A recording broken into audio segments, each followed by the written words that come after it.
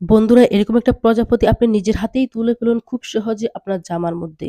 আপনারা শুধু মনোযোগ সহকারে ভিডিওটা দেখুন, খুব সহজে শিখতে পারবেন। আপনি যদি প্রজাপতির ডানাগুলো আরেকটু বড় করতে চান তাহলে সূচের মধ্যে আরেকটু বেশি করে সুতাগুলো পেঁচাবেন। প্রজাপতির ডানাগুলো সামনের দিকে একটু বড় দেখায়, তাই সুতাগুলো সেই হিসাবে আমরা পেঁচিয়ে নিলাম। প্রথমের অংশটা পেঁচানোর পর আমরা সেটা লাগিয়ে দিলাম এবং দ্বিতীয় ডানার জন্য আমরা প্রস্তুত নিলাম।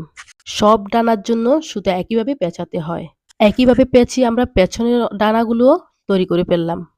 এখন আমরা প্রজাপতির মাঝখানের অংশটা তৈরি করব, যেটা লম্বালম্বিভাবে দিতে হবে। ডানার মতো করে আমরা সূচের মধ্যেই সুতাগুলা পেঁচাবো, কিন্তু ডানা মতো গোল করে দেব না, মাঝখানের অংশটা লম্বালম্বিভাবে আমরা গাঁথবো। একইভাবে আমরা প্রজাপতির সামনের অংশটা যেভাবে একটু শিঙের মতো থাকে ঠিক সেভাবে আমরা দেব। ভিডিওতে ভালো করে লক্ষ্য করুন। বন্ধুরা, যারা ভিডিওটা দেখছেন কিপটামি করবেন না। এত সুন্দর প্রজাপতির জন্য হলেও ভিডিওতে একটা লাইক দেবেন। আর চ্যানেলে নতুন হলে চ্যানেলটি সাবস্ক্রাইব করে পাশে থাকবেন এমন আরো ইন্টারেস্টিং